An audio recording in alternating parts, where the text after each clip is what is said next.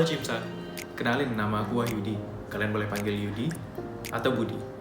Tahun lalu, aku exchange ke Prancis di kota Grenoble, tepatnya di Departemen Orthopedic Surgery atau bedah ortopedi.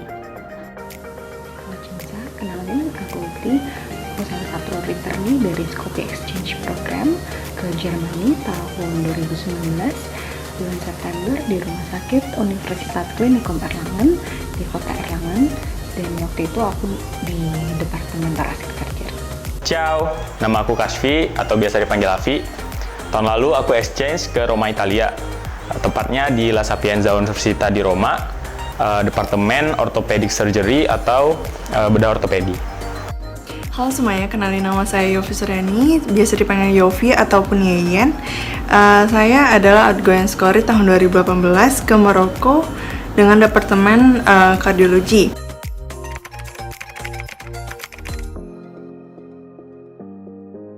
Wah, hal yang berkesan banyak ya pastinya, khususnya di departemenku. Banyak banget mahasiswa internasional lain yang ngikutin berbagai macam program. Jadi, international advocacy yang benar-benar kerasa. Kemudian untuk international student kayak aku, juga diberikan full access ke fasilitas yang ada di sana. Untuk memorable moments-nya sebenarnya banyak banget, dan menurut aku kayak dari kita bangun tidur sampai balik lagi ke flat itu semuanya berkesan sih. Karena kita melakukan kebiasaan-kebiasaan yang nggak kita biasa lakukan di Indonesia gitu. Dan Erlangen itu merupakan kota yang cukup bisa dijangkau dengan sepeda, jadi kemana-mana kami pakai sepeda, even ke rumah sakit pakai sepeda, jadi cukup seru sih. Dan kebetulan saya juga berada di Departemen Thoracic Surgery yang tidak ada departemennya di tempat saya sekolah kemarin di Indonesia gitu. Jadi saya mempelajari hal-hal baru juga, dan itu cukup menarik buat saya. Momen yang berkesan selama aku exchange sebenarnya banyak. Salah satunya mungkin hospitality host di sana yang ramah, atau teman sesama incoming yang rame itu pada asik-asik. Tapi kalau yang sehubungan dengan departemenku, itu aku sangat terkesan dengan etos kerja masing-masing perangkat rumah sakit yang ada, seperti profesor, residen, mahasiswa kedokteran klinik, perawat, bahkan petugas lainnya. Mereka tahu batasan-batasan dan porsi kerjaan masing-masing, mereka sangat disiplin dan profesional dengan semua aturan yang mereka terapkan.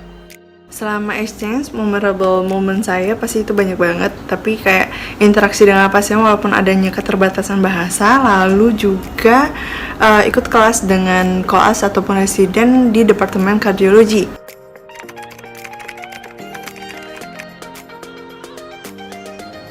Learning objektifku tercapai semua, bahkan melebihi target. Untuk learning objektifnya, alhamdulillah semuanya sesuai target, malah mungkin melebihi target. Tercapai pastinya. Salah satu learning objektifku itu adalah mengikuti beberapa operasi besar yang sayangnya tidak bisa aku dapatkan di departemen tempat aku koas dulu. Dan juga orang-orang di sana juga open untuk diskusi, sehingga mudah untuk menyerap ilmu, baik itu ilmu tentang teori ataupun tentang attitude kerja dari mereka.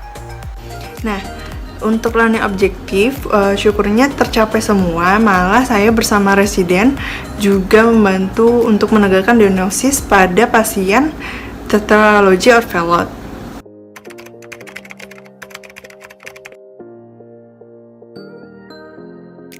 Yang pasti jadi lebih mengenal diri sendiri, kemudian ngerasain keterbatasan, dan gak kalah pentingnya memperluas networking. Bayangin aja, kamu jadi punya teman dari berbagai macam negara di luar Indonesia. Tambah dua lagi deh, ngerasain jadi minoritas di negeri orang. Terus pastinya Europe trip di akhir program. The best thing about this experience itu banyak banget sebenarnya, tapi if I were to name a few, kegiatan seperti ini menurut saya penting dalam proses pengembangan diri, karena kita terpapar sama hal-hal yang tidak bisa kita lakukan, dan as we learn new things, we could also learn ourselves gitu.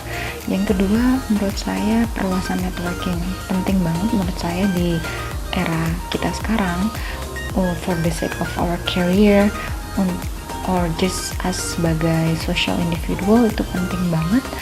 Jadi ini bisa menjadi salah satunya. Belajar buat hidup mandiri, belajar buat hidup minimalis, belajar untuk hidup sebagai minoritas negara orang, terus bisa bertukar pikiran dengan berbagai orang dari berbagai negara, sesama incoming, juga makanannya juga enak-enak.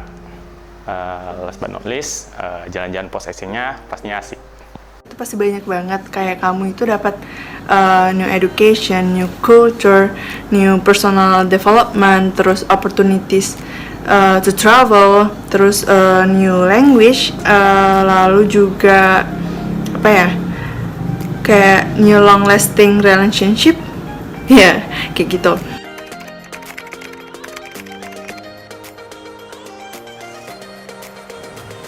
Mempersiapkan diri untuk balik lagi belajar ke sana.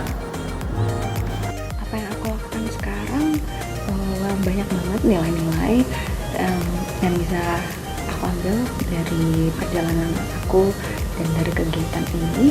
Tapi most important thing menurut aku yang bisa kita adaptasi adalah good work ethics yang mereka punya.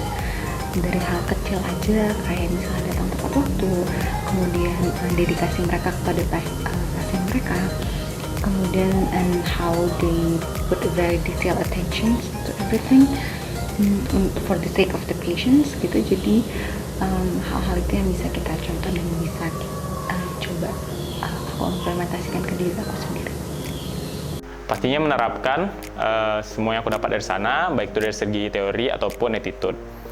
Nggak harus sekaligus semuanya, bisa dari hal yang kecil-kecil dari diri aku sendiri, seperti memperbaiki etos kerja dan juga attitude kerjaku. Bisa juga untuk lebih profesional ke pasien dan juga bisa untuk lebih open buat diskusi dengan orang lain. Iya, seperti kayak sharing tentang exchange, kayak memotivasi mereka untuk harus berani gitu untuk exchange, jangan takut dalam berbahasa ataupun jangan takut dalam mencoba, karena kamu nggak tahu apa yang kamu akan hadapi yang akan datang.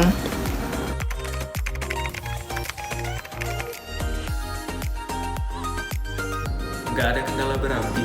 Penting bagi kita untuk mempersiapkan segalanya sebelum keberangkatan, mulai dari makanan, pakaian, cuaca, kebudayaan, dan yang nggak kalah penting adalah transportasi dan akomodasi. Selama di sana, aku tinggal di flat dengan hostku dan juga orang lokal sana. Dan satu lagi yang gak kalah penting, jaga barang bawaan. Banyak pencopet di kota-kota besar Eropa.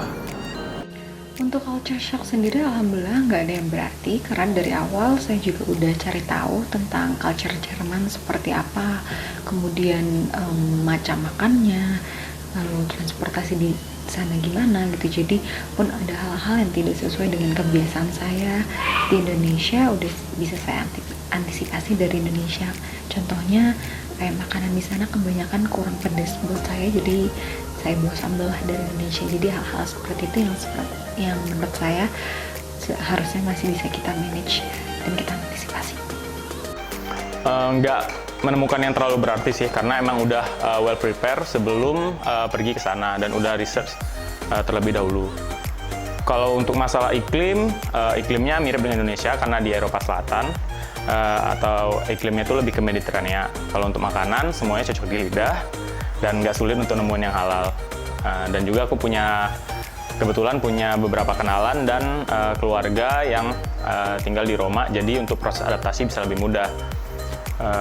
Kalau homesick atau kangen dengan masakan Indonesia, gampang kok nemuinnya. Nah, kalau untuk kendala ada sih bahasa, tapi karena sekarang teknologinya sudah mumpuni ya, jadi masih bisa tertutup. Nggak terlalu banyak kendala yang besar selama kamu exchange, tergantung kamu menghadapinya seperti apa. Bye-bye.